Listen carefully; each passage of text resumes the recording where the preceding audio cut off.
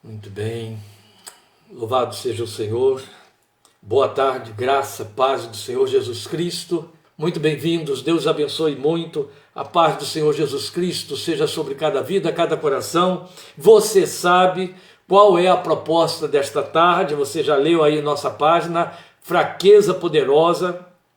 Creio firmemente que esta é uma palavra que nos vem de Deus, da parte de Deus, necessitada, necessária para nós, porque a palavra fraqueza nos causa fraquezas, a palavra fraqueza nos causa mal-estar, a palavra fraqueza até por conta da má influência de uma psicologia mal direcionada, nos sugere alguma coisa negativista, alguma coisa que a gente tem de evitar.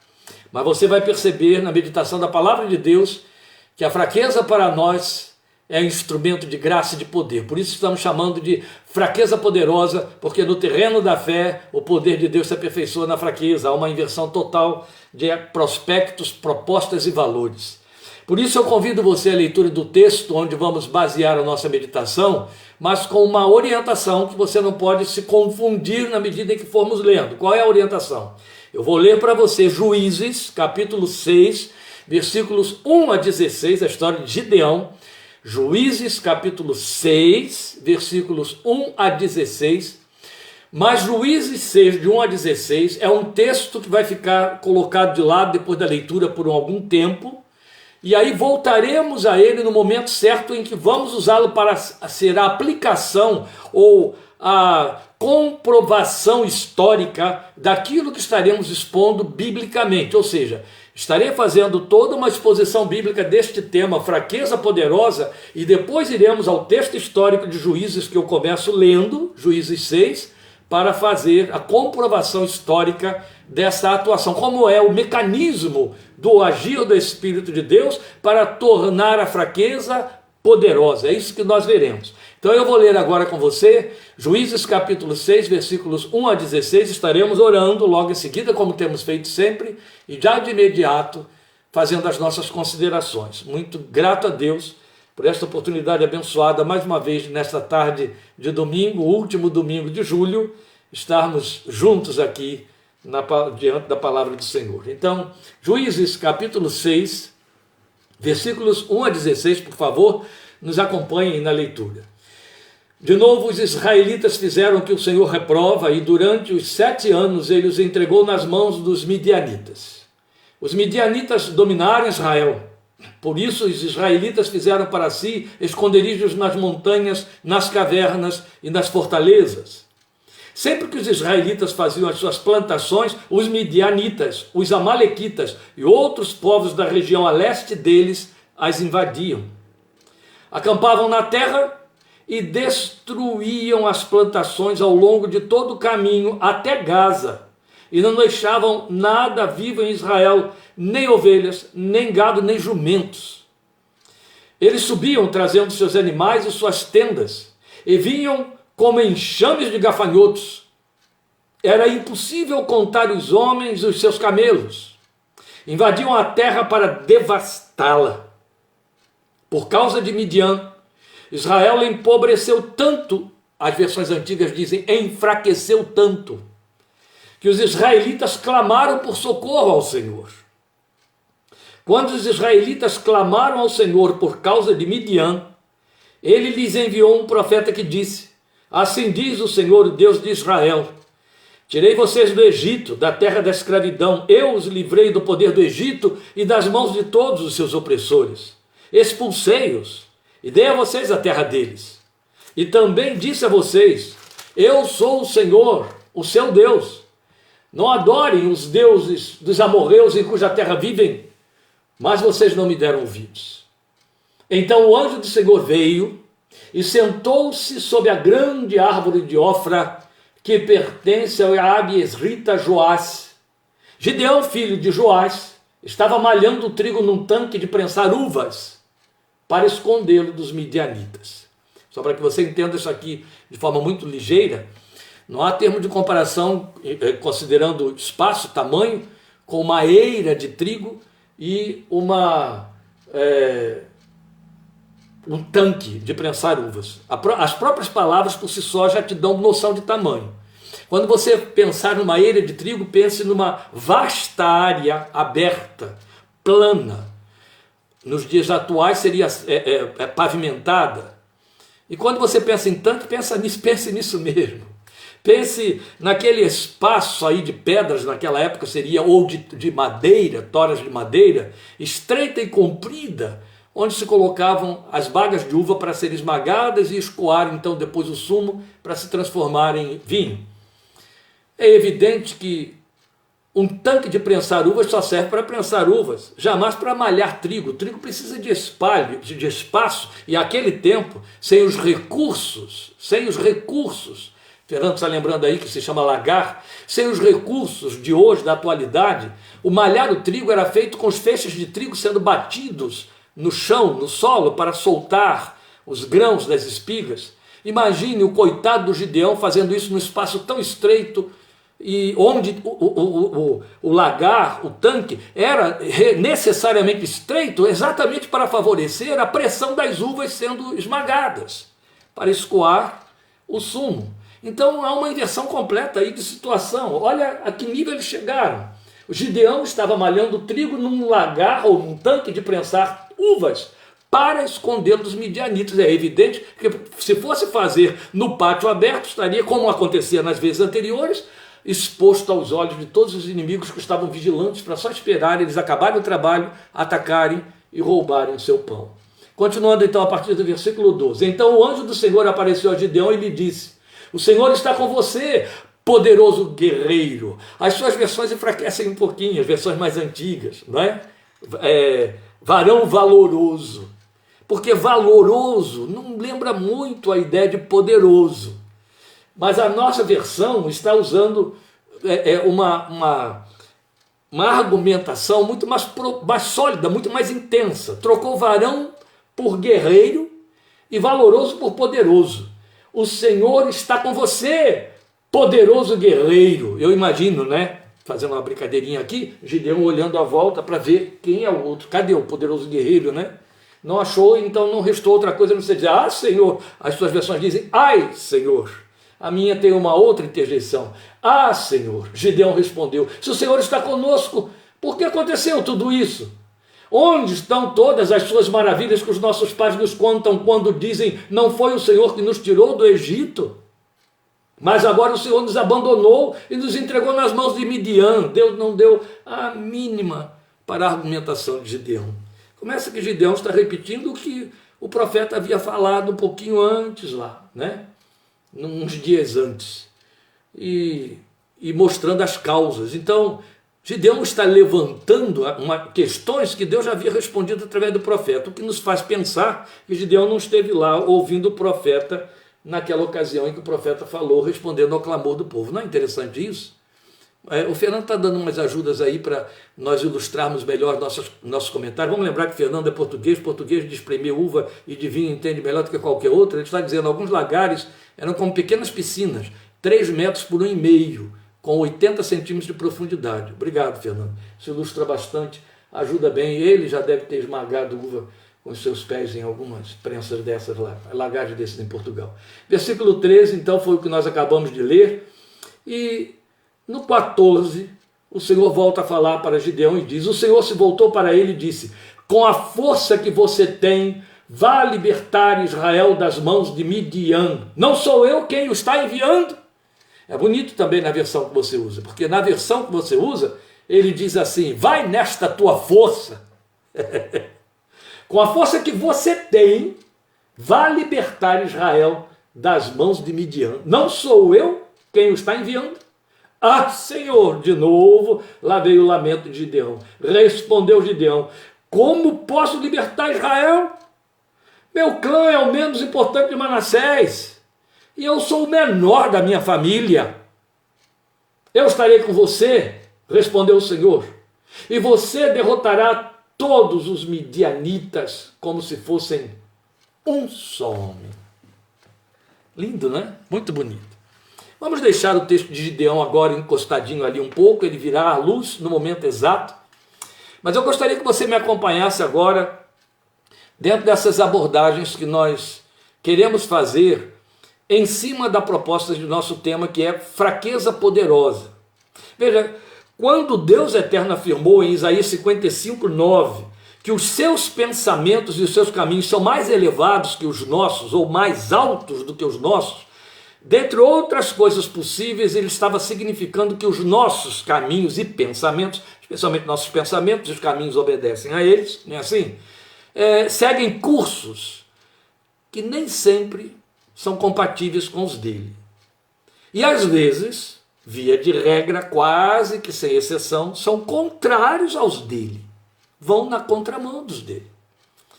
Um exemplo disso está na visão que domina o mundo e o pensamento dos homens quanto à ideia de que o poder depende de força. Então, desde pensamento positivo, pensando em força mental, em energias mentais e outras baboseiras que tais, então desde o pensamento positivo ao poder econômico e o poder das armas. Não é à toa que as nações acreditam em forças armadas, não é? Mas só Deus, o Todo-Poderoso, entende poder. E em sua palavra, ele afirma que investe o seu poder em homens, mulheres, que nele confiam pelo agir do seu Espírito Santo. O dinamis, que deu origem à palavra, ou pelo menos nós adaptamos para a palavra dinamite, que fala disso, dinamis, dínamo, poder, energia de Deus. E Paulo também trabalha com a palavra energia para falar desse poder que vem pelo Espírito de Deus. Então é como pode viver o homem e a mulher crentes, o verdadeiro empoderamento, que é a palavra tão em moda hoje, tão em voga hoje, né? Empoderamento. Qual é o verdadeiro empoderamento do homem e da mulher? Só os homens e mulheres de Deus podem de fato ter empoderamento pela via de Deus, o poder que o Espírito Santo traz. Nenhuma outra via, nenhum outro recurso, nenhum outro meio vai dar o verdadeiro poder. Não o que permanece, não o que vem do alto de jeito nenhum. E foi disso que Jesus falou em Atos 1:8. Vamos lembrar Atos 1:8. Mas vocês receberão poder, receberão dinamis, ao descer sobre vocês o Espírito Santo, e serão minhas testemunhas, tanto em Jerusalém quanto Judéia, Samaria, até os confins da terra. Porque é um poder que não necessita de recursos mecânicos, externos, como armas ou adereços, de jeito nenhum. Nem de talismãs, também não. É um poder que se visibiliza por seus resultados, mas que fica internalizado e invisível até que se manifeste. Até que mostre os resultados. É muito interessante. Alguns, infelizmente, intoxicados pela ótica invertida do mundo, entendem que ser revestido do poder de Deus faz de alguém um portento. Ledo engano. Tem muita gente crendo nisso. Recebeu alguns dons espirituais, aí uma meia dúzia de dois, e aí se acha um portento espiritual. Coitado. Ele nunca transformou alguém previamente capacitado, já empoderado. Deus nunca se ocupou desta maneira. Não. A visão mundana é tal que se criaram teologias e linhas de psicologia que investem no empoderamento humano. Eu quero chamar a sua atenção ainda dentro dessa introdução do nosso texto aqui antes da nossa oração. Veja, Hebreus 11:34 vai na contramão dessa perspectiva do mundo quando ele diz: da fraqueza tiraram força. Não é curso, não é mecânica, não é técnica, não é exercício, não é experimentação que produz poder na vida dos filhos de Deus.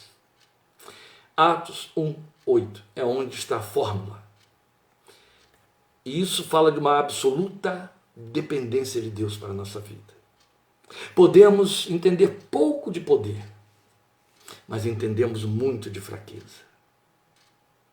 Nesse texto de Hebreus 11:34, da fraqueza tiraram força, está uma das mais solenes informações que a palavra de Deus pode nos dar e que nós deveríamos cobiçar, porque entendemos de fraquezas. Nós vamos avaliar isso aí mais detidamente. Vamos falar com Deus e logo em seguida nós vamos destrinchar o significado da fraqueza, tiraram forças. Porque se você quer saber qual é a via pela qual nós podemos e devemos buscar o poder de Deus, é a oração. Há até um slogan que corre aí entre os crentes. Eu concordo com ele.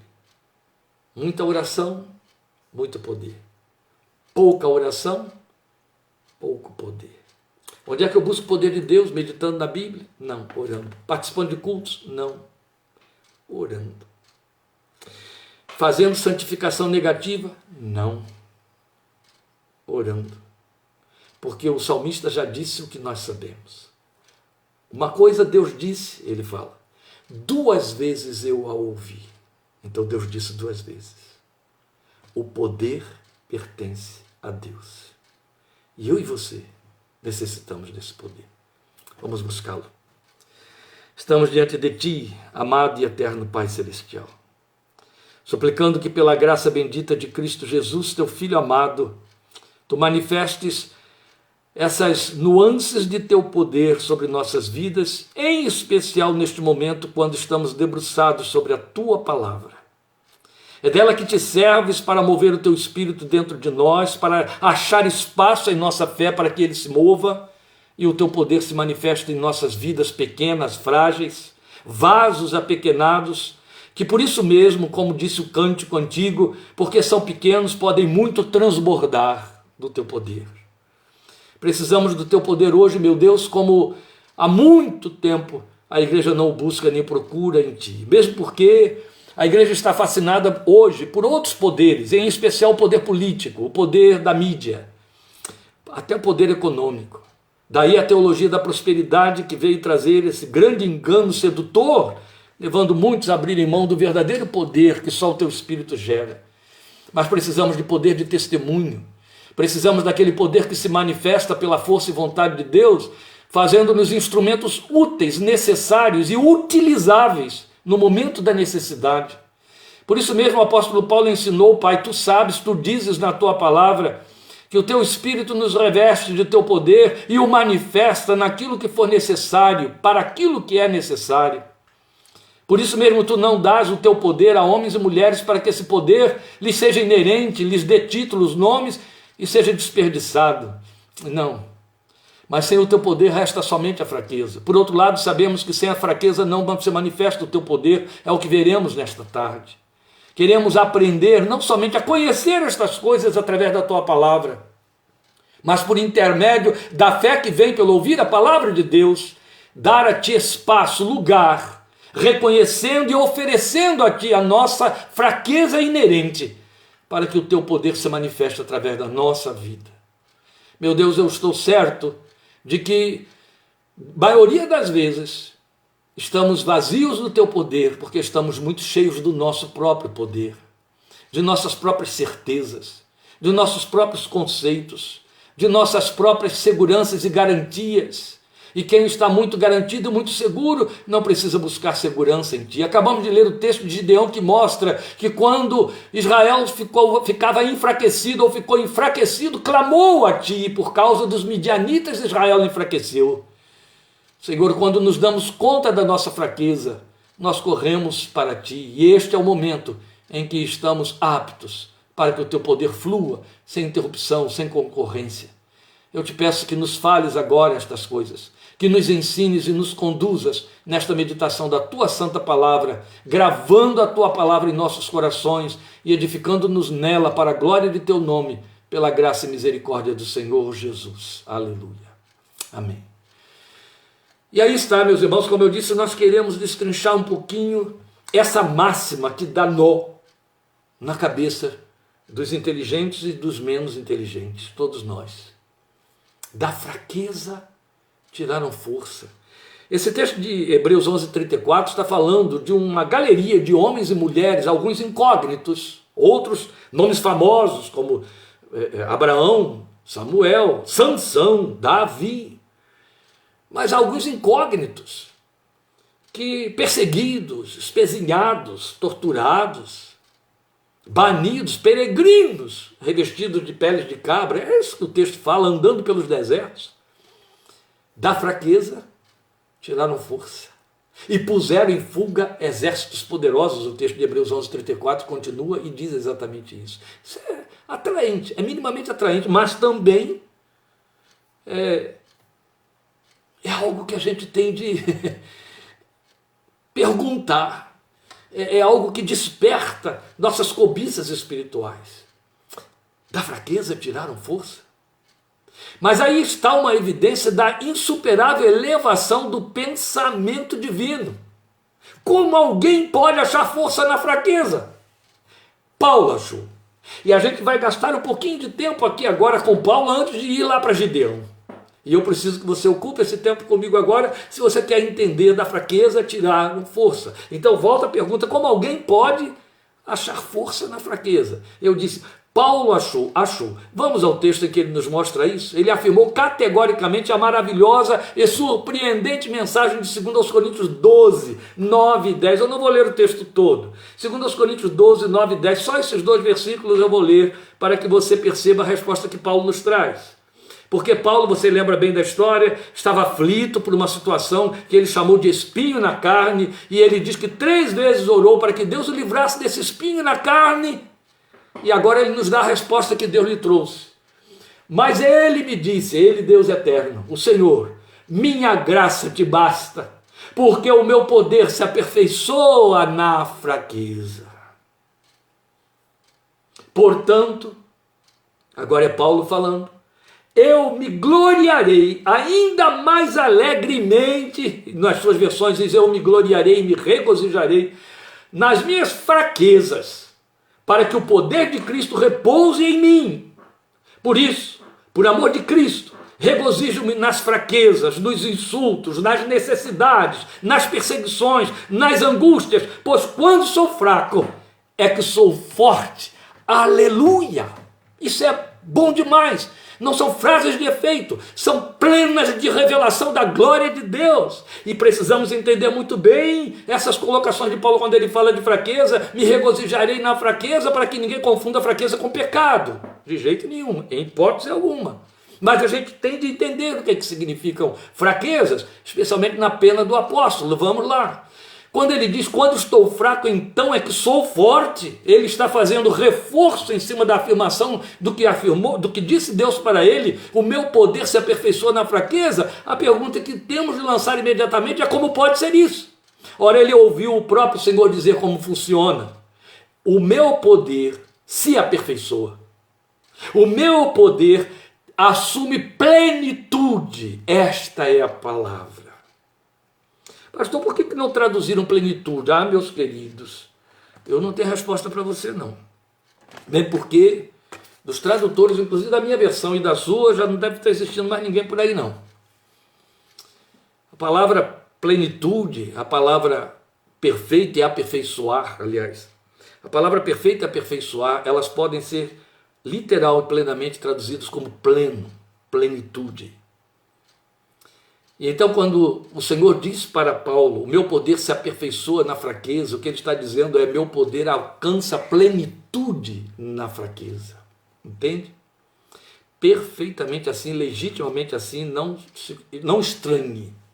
É isso que Deus está dizendo. O meu poder alcança plenitude na fraqueza. Você vai entender por quê. Veja, o Senhor já havia se antecipado a isso no versículo 9, eu li lá, de 2 Coríntios 12, quando ele disse assim, a minha graça te basta, a minha graça é suficiente para você, aleluia.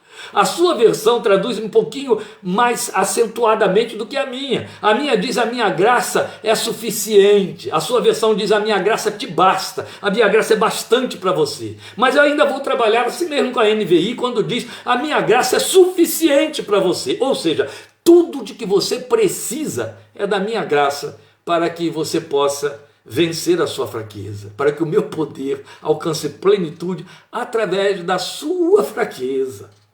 Alguém talvez tente achar uma explicação lógica para isso, não é?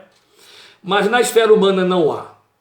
Outros tentariam aventar que fraqueza aí quer dizer outra coisa. Não é exatamente isso que Paulo está dizendo, não é. A palavra grega é astenia, que quer dizer fraqueza.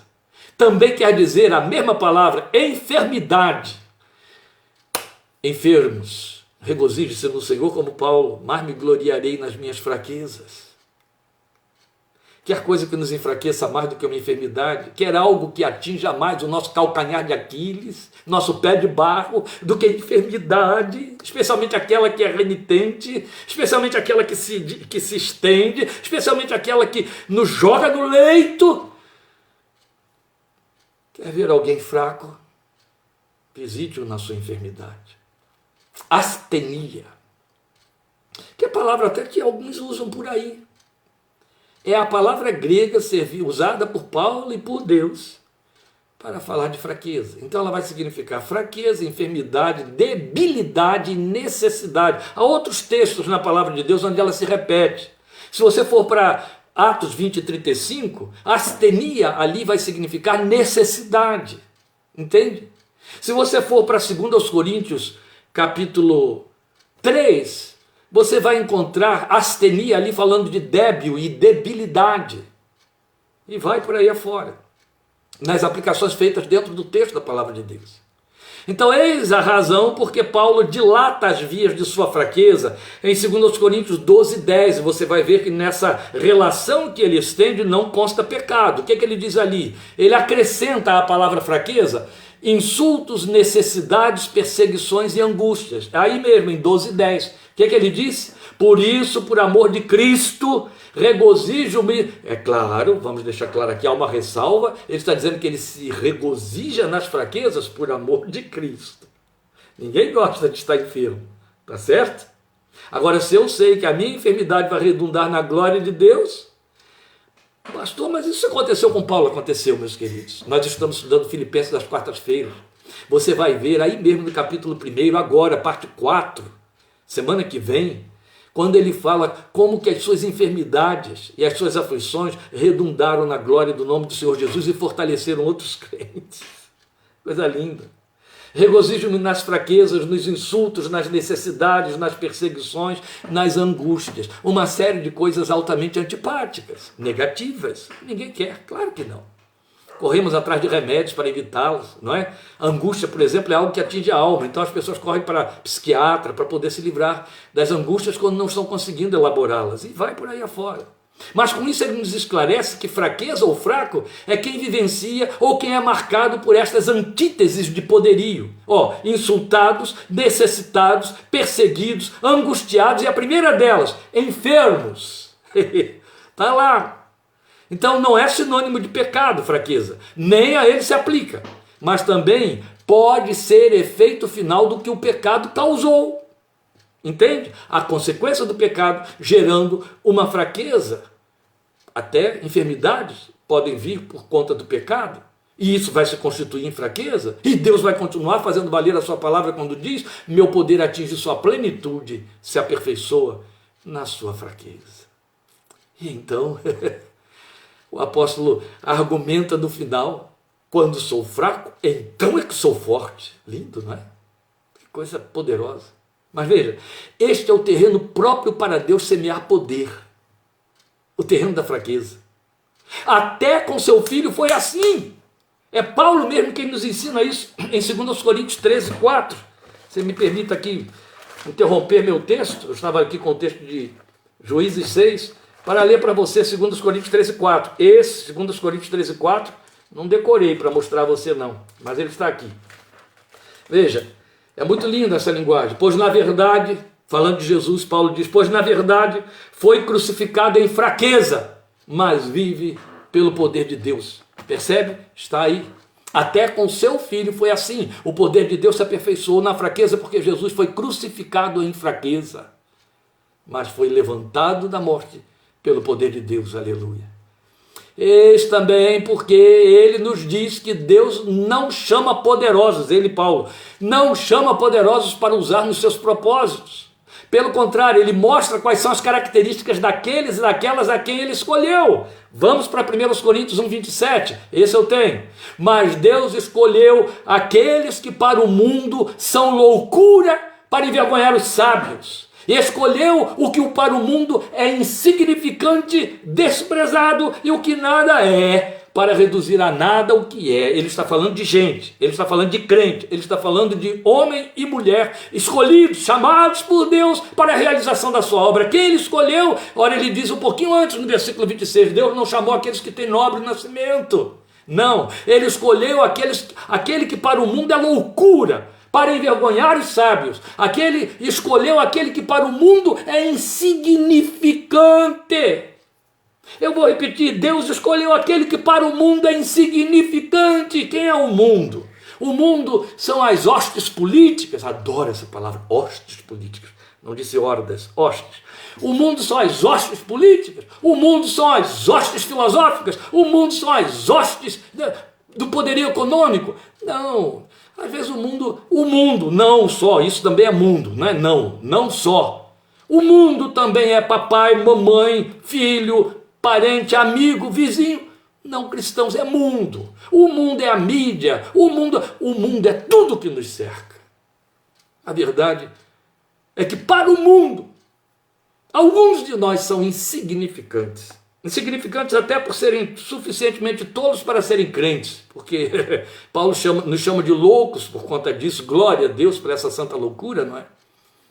Mas o mundo nos considera desprezíveis e insignificantes. Pois Paulo diz, ele escolheu esses insignificantes, esses que são desprezados, esses que nada são, ou seja, esse que para o mundo nada é, para reduzir a nada o que é. Graças a Deus. É essa a ótica de Deus.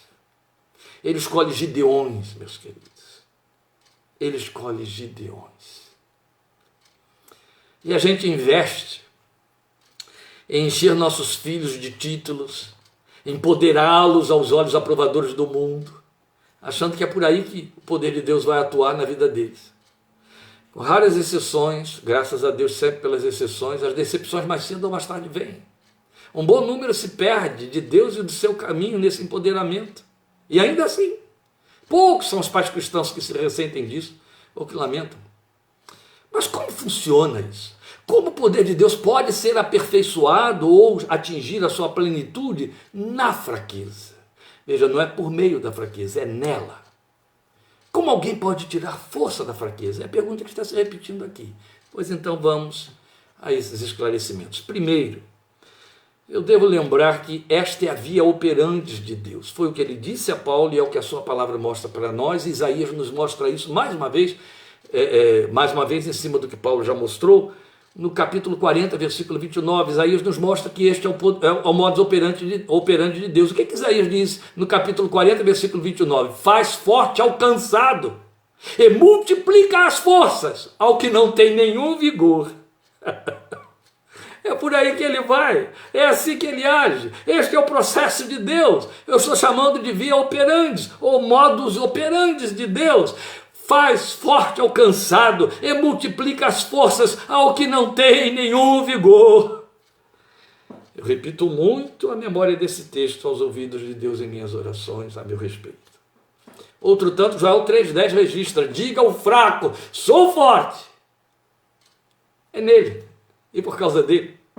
Depois nós temos a comprovação prática disto nesse chamado de Gideão, o texto que nós lemos aqui. É onde a gente pode aprender o significado de uma fraqueza poderosa, ou de como podemos tirar força da fraqueza. E aí vai a questão que norteia os nossos pensamentos daqui para frente. O que a história de Gideão pode nos ensinar quanto a isso?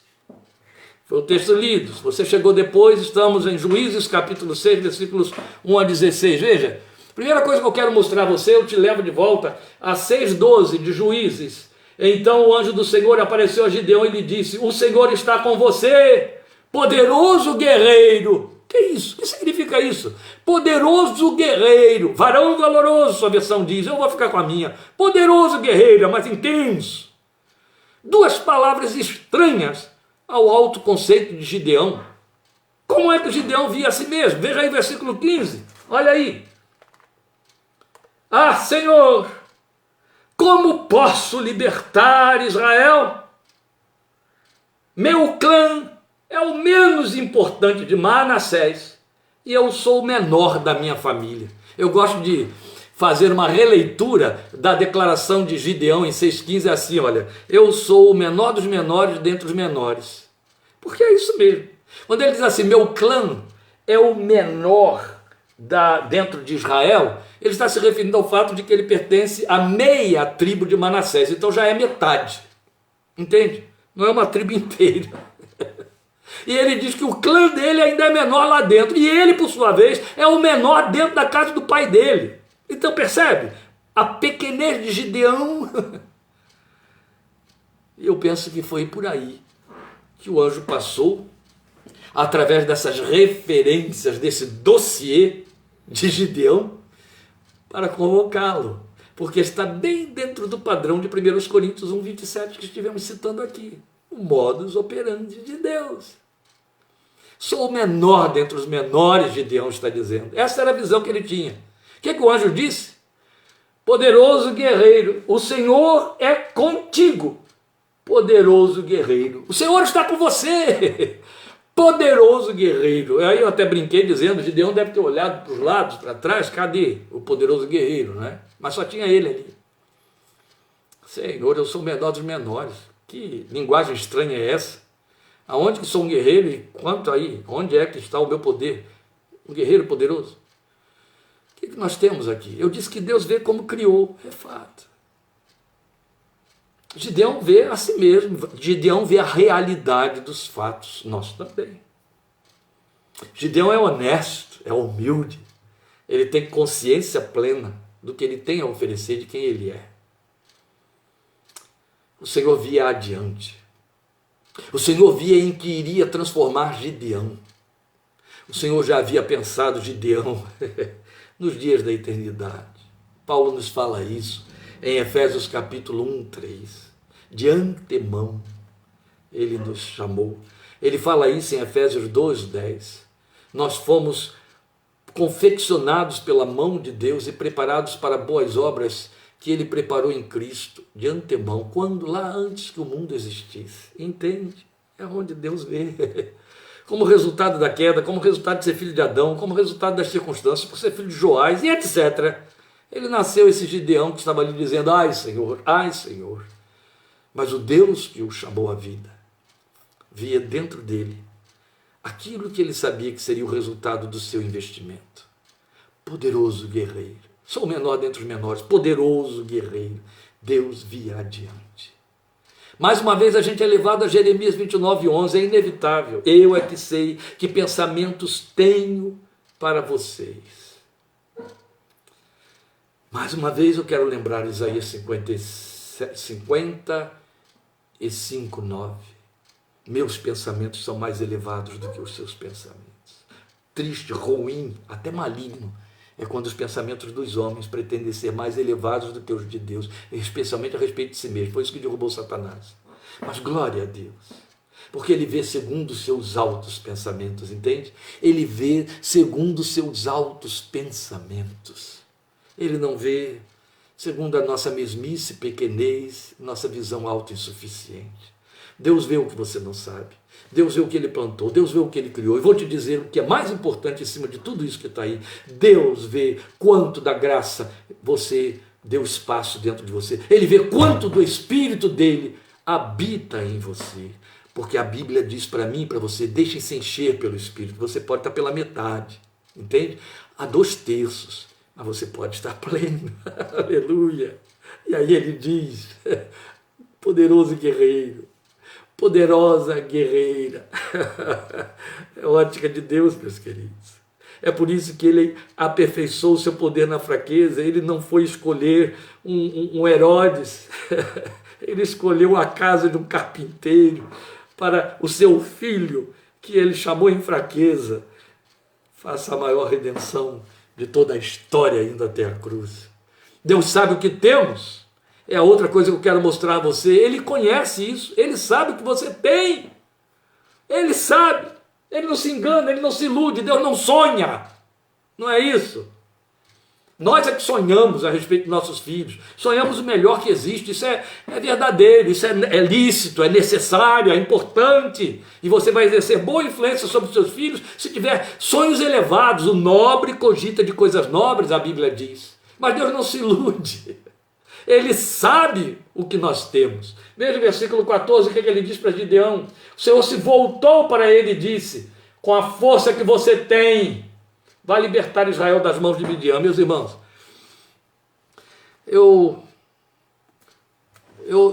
como usando uma linguagem forçada aqui um pouco, mas sabe, eu me visto da palavra de Deus, eu me enrolo nela, eu a como, eu mergulho nela, eu amo. E quando eu encontro essas nuances, essas delicadezas e sensibilidade do Espírito Santo no registro do texto para nos comunicar a sabedoria de Deus, meu coração se encanta. Percebe? Na narrativa de Juízes, o movimento que existe entre a linguagem de o anjo e Gideão. O texto diz que o anjo aparece lá onde Gideão está malhando o trigo no lagar, né, no tanque de prensar uvas. A sua versão, as versões antigas dizem lagar, como o Fernando lembrou muito bem aqui.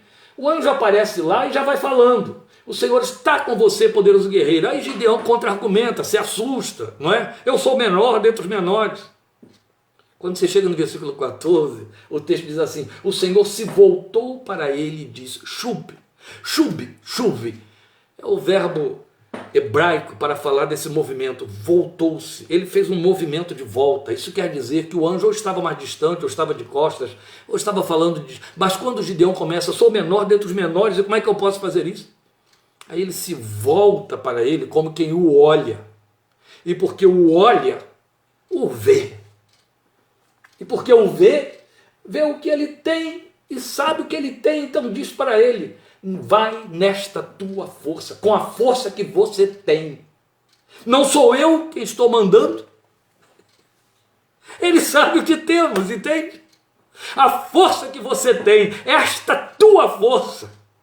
Gideão já está mais confuso ainda do que cego no meio do tiroteio, porque já foi chamado de guerreiro poderoso. Agora ele diz: eu sou pequeno, eu sou muito pequeno, eu sou pequenininho. Tá bom, é nesta tua força, esse pequenininho, essa fraqueza, é nesta tua força. Essa tua fraqueza é a força de que eu preciso. Glória a Deus, entende? Eu sei que você tem, Gideão. Eu sei que você é esse pequenininho dentre os menores, o pequeno no meio dos pequenos que são pequenos entre os grandes. Eu sei disso. Mas é assim, é nessa tua força. Eu não estou dizendo vai tomar biotônico Fontoura. Eu não estou dizendo vai para a academia criar músculos, vai treinar esgrima. Não, Gideão. Vai aprender a arte da guerra. Não, Gideão. É assim mesmo, Gideão. Malhador, escondido e assustado de trigo no lagar de uvas. Vai, Gideão, nesta tua fraqueza. Você tem uma casa dividida, seu pai é um idólatra que tem um ídolo dentro de casa. Mas você não adora esse ídolo, então eu te escolhi, você é meu, Gideão. Vai nesta tua força, Gideão. Eu sei o que você tem, Gideão, é essa fraqueza, é ela que me interessa. Essa tua força se chama fraqueza. Eu estou traduzindo, meus queridos, meus amados, para você o que o anjo ao voltar-se encarou, viu? E Gideão declara para ele. Então não se trata de um poder inerente a Gideão, de que ele não tinha consciência. Não é isso que o anjo está dizendo. O anjo está admitindo o discurso de Gideão. Gideão tem consciência da sua fraqueza, e o anjo diz: essa sua fraqueza é a força de que eu preciso. Vai nela. O Senhor sabia que o poder de Gideão consistia na fraqueza de que ele estava consciente, de que Gideão estava consciente. Guarde isso que eu estou lhe dizendo. Gideão estava consciente da sua fraqueza. E porque Gideão estava consciente da sua fraqueza, ele teria que ir, porque o Senhor está mandando, totalmente dependente do poder de Deus, entende? Não estaria achando nada dentro dele, estaria inteiramente disponível. Era exatamente isso que o movia a Deus, em direção de chamar Gideão para a sua guerra. O fato de que ele não podia oferecer concorrência, não tinha nada de si mesmo para oferecer a Deus. Deus sabe onde a fraqueza se manifesta e como. Veja, ele tinha visto lá Gideão malhando trigo no lagar de uvas. Não foi isso? Então ele sabia muito bem onde essa fraqueza estava se manifestando. A força de Gideão, estou pondo entre aspas, o levou a se esconder. Essa força de Gideão, que era a fraqueza que o levava a dizer ai, ai, por 2 vezes, o levou a procurar dar conta da vida, escondido dos seus inimigos. Mas com isso, ele evidenciou não só fraqueza, ele não evidenciou covardia, ele evidenciou estratégia, porque a fraqueza não é desculpa para a inércia, e muito menos para a covardia. Falaremos disso ainda mais uma vez antes de encerrar. E também Deus sabe como investir. Eu volto aos versículos 12, 14 e 16. Veja, Deus sabe como investir. Gideão é que não prestou atenção nisso. Então o anjo do Senhor apareceu a Gideão e lhe disse: o Senhor está com você. Agora vamos ao 14. o Senhor se voltou para ele e disse: com a força que você tem, vá, não sou eu quem o está enviando. E agora veja o 16: eu estarei com você. Entende? Deus sabe como investir. Faltou a Gideão prestar atenção no segredo explícito de Deus. Sou eu, Gideão, quem ordena, quem capacita, quem está com você. Gideão não atentou para isso, por isso ficou com tanto medo. Porque você é fraco, eu sou sua força. Assim você não tem como concorrer e me atrapalhar. Porque ainda acreditava nas possibilidades humanas como sendo recursos para Deus, Gideão. Entende? E porque ele ainda acreditava nas possibilidades humanas, ele procurou se cercar de ajudadores, de números por garantia. E Deus dispensou tudo isso. Você lembra? De 32 mil homens por Gideão escolhidos, Deus ficou apenas com 300, que tinham um senso de vigilância e estratégia. Porque não eram covardes, dentre os 32 mil havia muitos covardes. Gideão também não. Do contrário, não teria ido malhar seu trigo no lagar. Apenas desistiria de fazer isso como tantos outros fizeram. Os covardes não se arriscam. Deus não chama fortes, mas como ordenou em Joel, chama valentes. Suscitai os valentes, está em Joel 3,9. Isso faz toda a diferença. O mesmo Deus que disse em Joel 3,10, diga o fraco, eu sou forte. Ele havia dito no versículo 9, suscitai os valentes. Então ele não está pensando em poder. Atente para o que eu estou lhe dizendo. Eu citei para você Joel 3,10, em que Deus disse, diga o fraco, eu sou forte. No versículo 9, ele tinha dito, suscitai os valentes. E então o povo poderia dizer, mas eu sou fraco. Como é que eu posso ser valente? Aí Deus já chega de imediato para dizer, diga o fraco, eu sou forte. Amém? Sabedoria de Deus, que lindo que é. E isso é muito bom. Meus queridos, é assim que Deus faz. Sempre foi assim. Nunca foi diferente. Ele salvou uma nação inteira e os povos ao redor dessa nação da fome e da extinção pela mão de um jovem odiado e vendido como escravo por seus irmãos, José, no Egito. E o fez quando José estava fraco, estava em cadeias, estava no cativeiro injusto do faraó. Ele libertou o seu próprio povo por mão de um orfanado fugitivo, Moisés. Lembrem disso. Foi no momento da maior fraqueza de Moisés que Deus o usou para libertar de Israel. Ele constituiu em maior rei sobre o seu povo. O rei que ficou emblemático. Um pequeno pastor de ovelhas. E que, por sinal, era o menor da casa de Jessé, seu pai, Davi. Ele usou seu filho para salvar o mundo, não como alguém que nasceu em berço de rei. Pelo menos foi assim que pensaram os magos que vieram do Oriente, foram bater lá no palácio de Herodes, porque sabiam que era o rei dos judeus que estava nascendo. Lá tem um palácio, lá tem um rei, certamente é herdeiro do rei. Não, não. Pelo contrário, nem o levantou como poderoso entre os governantes da terra, mas nascido de pobres, e entre eles criado como um simples carpinteiro para morrer na cruz da nossa redenção. Quanto mais fracos somos e nos percebemos fracos, mais livremente flui o poder de Deus por nossas vidas, mais Ele pretende investir, porque Ele é aquele que não apagará o pavio que fomega. Lembra desse texto de Isaías? Ele não quebrará a cana trilhada, a cana quebrada, e não apagará o pavio que está fumegando, ameaçando se extinguir. Pelo contrário, vai fazer como Paulo recomendou a Timóteo: assopra, abana, faz suscitar o dom de Deus que é em ti. Ele vai soprar o pavio até que ele pegue fogo de novo. Ele não apagará o pavio fumegante. Ele usa o fraco. Ele usa quem ninguém é. A fraqueza poderosa é aquela que aprendeu a esperar e crescer na graça de Deus, de onde procede toda a nossa suficiência. E é com que eu encerro. É com a mensagem do mesmo Paulo em 2 Coríntios 3,5. Em 2 Coríntios 3,5 o apóstolo Paulo diz assim: não que por nós mesmos possamos reivindicar qualquer coisa com base em nossos próprios méritos, mas a nossa suficiência vem de Deus. Isso é de uma beleza incrível. Ele diz, não que nós possamos reivindicar qualquer coisa baseado em nossos méritos e em nossos próprios pensamentos. Não. Mas a nossa suficiência vem de Deus, e aí entra no versículo 6 para dizer, o qual nos habilitou para sermos. A suficiência de Deus que vem. A Ele toda glória, honra e poder. Você está fraco porque te desprezam por causa da sua fé.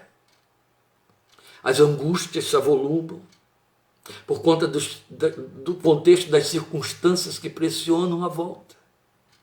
Enfermidades te fragilizam no corpo, na mente, no vigor, na vontade.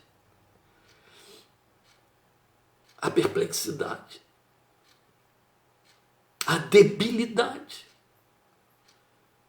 Saiba de uma coisa, o meu poder se aperfeiçoa na fraqueza, o Senhor te diz. A minha graça é suficiente para você, o Senhor te diz. A tua suficiência vem de mim, o Senhor te diz. Vai nesta tua força que é uma fraqueza, porque sou eu que te mando. Enfrenta a vida. Tem enfermidade aí te enfraquecendo. Não fique pensando apenas, oh meu Deus, eu estou escondido por detrás do manto da minha doença para não fazer nada e não ser nada. Não. Ele sabe usar a sua enfermidade, Ele sabe usar o seu tempo no seu leito, Ele sabe, Ele pode. E Ele o faz. Ele o faz. Meus amados irmãos, eu lembro de uma certa vez, eu encerro, eu tenho 5 minutos para encerrar, mas eu vou encerrar antes disso. Eu lembro de uma certa vez no encontro de pastores, há muitos anos, eu estava lá ministrando sobre essa força da fraqueza, Deus dizendo para nós, o meu poder se aperfeiçoa na fraqueza. E entre eles havia um pastor psicólogo que ficou muito escandalizado. Ele havia passado esses 5 anos de faculdade aprendendo que não pode haver fraqueza, de que nós temos que arranjar nossas próprias forças, desenvolvê-las, arrancá-las a fórceps, usando os recursos da psicologia. Então ele ficou muito escandalizado. E dizia, isso dá uma confusão muito grande na minha cabeça. Eu falei, usa isso como sua fraqueza. E disse para Deus, Senhor, aproveita esse momento em que eu estou confuso e põe tua luz. Aperfeiçoa o teu poder. Faz isso. Aqui em Rio Claro eu conheci uma senhorinha, já partiu para o Senhor há 25 anos. Quando eu a conheci, ela já estava extremamente idosa. Vivia constantemente no leito, raramente se levantava, tão fraquinha já estava. E eu lembro que fazendo uma visita a ela disse para mim, a mãe da Laide, querida Laide, e ela disse para mim, pastor, eu não faço nada, pastor, na obra de Deus. Eu não tenho condições, eu não tenho vigor físico, eu não tenho talentos, eu nem posso estar indo para lugar nenhum. Se podem me levar de carro, eu vou. Se não pode, não vou, porque não posso nem andar. Mas eu faço uma coisa, pastor. Eu vivo aqui na minha cama, de noite, com a minha Bíblia na mão, orando, para que Deus faça cair o poder ateísta do mundo.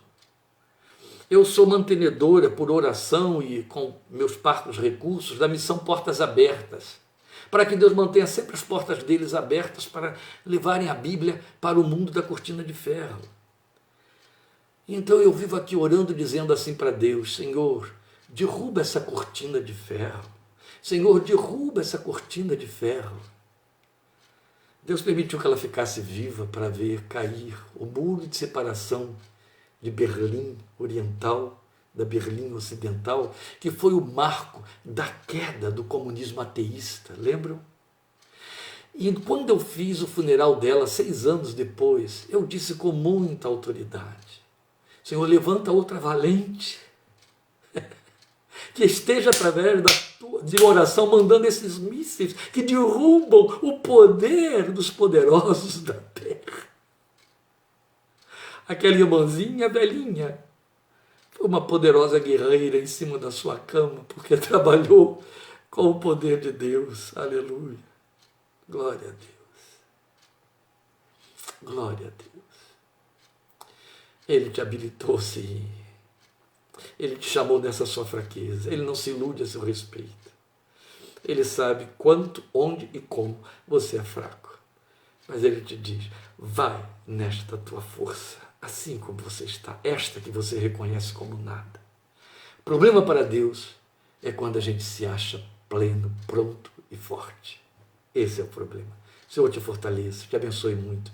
Estejamos muito juntos quarta-feira e aguardemos até dia 8 de agosto, quando estaremos de volta em nossas transmissões. Obrigado por sua companhia.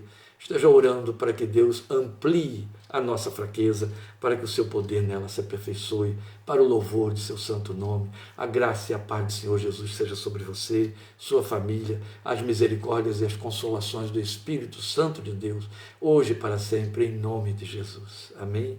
Até lá. Deus te abençoe.